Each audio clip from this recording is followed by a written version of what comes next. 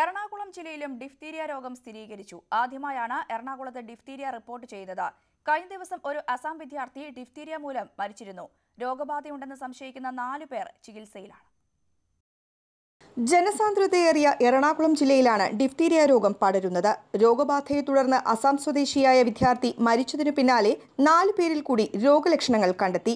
2 പേർ എറണാകുളം ജനറൽ ആശുപത്രിയിലും 2 പേർ സ്വകാര്യ ആശുപത്രിയിലും ചികിത്സയിലാണ്. രോഗലക്ഷണങ്ങൾ കണ്ടെത്തിയവരുടെ തൊണ്ടയിലെ സ്വാബ് പരിശോധനയ്ക്ക് അയച്ചു. ഈ മരണപ്പെട്ട കുട്ടിയുടെ വാക്സിനേഷൻ്റെ സ്റ്റാറ്റസ് അറിയില്ല, കിട്ടിയിട്ടില്ല എന്നാണ് മനസ്സിലാക്കുന്നത്.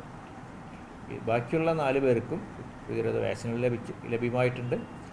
അവർ ഡിഫ്തീരിയ പോലുള്ള രോഗലക്ഷണം ആയിട്ടാണ് ആശുപത്രിയിൽ ചികിത്സയിൽ കഴിയുന്നത്. എറണാകുളം ജില്ലയിൽ ആദ്യമായാണ് ഡിഫ്തീരിയ രോഗം കണ്ടെത്തുന്നത്. ചെറിയ പനിയിലും കഫക്കെട്ടിലും ചുമയിലും തുടങ്ങുന്ന രോഗം മറ്റ് അവയവങ്ങളെയും ബാധിച്ച് രോഗി മരിക്കുന്ന സാഹചര്യമുണ്ടാകുന്നു. പ്രതിരോധ കുത്തിവയ്പ് എടുക്കുന്നതിലുണ്ടാകുന്ന വീഴ്ചയാണ് രോഗം പടരാൻ കാരണമാകുന്നത്.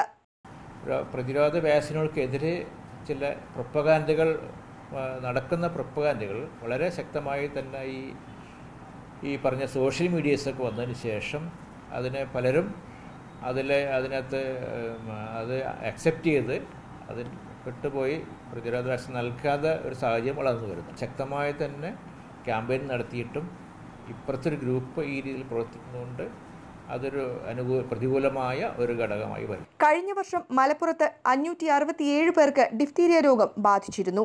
നിരവധി പേർ മരിക്കുകയും ചെയ്തിരുന്നു. സ്മോൾ പോക്സ്, പോളിയോ എന്നിവ പ്രതിരോധ കുത്തിവയ്പ് മൂലം ഉന്മൂലനം ചെയ്ത കേരളത്തിലാണ് ഡിഫ്തീരിയ വീണ്ടും റിപ്പോർട്ട് ചെയ്യപ്പെടുന്നത്. 100% പ്രതിരോധ കുത്തിവയ്പ് എന്ന ലക്ഷ്യം നേടാൻ സംസ്ഥാനത്തിന് ഇനിയും സാധിച്ചിട്ടില്ല.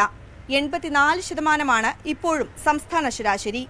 ഡിഫ്തീരിയ പോലുള്ള രോഗങ്ങൾ പ്രതിരോധ കുത്തിവയ്പ് മൂലം തടയാമെന്നിരിക്കെ വീണ്ടും റിപ്പോർട്ട് ചെയ്യപ്പെടുന്നത് സംസ്ഥാനത്തെ പൊതുജനാരോഗ്യ സംവിധാനത്തെ ആകെ ആശങ്കയിലാഴ്ത്തുന്നു. സുവി വിശ്വനാഥൻ, ന്യൂസ് 18, കൊച്ചി.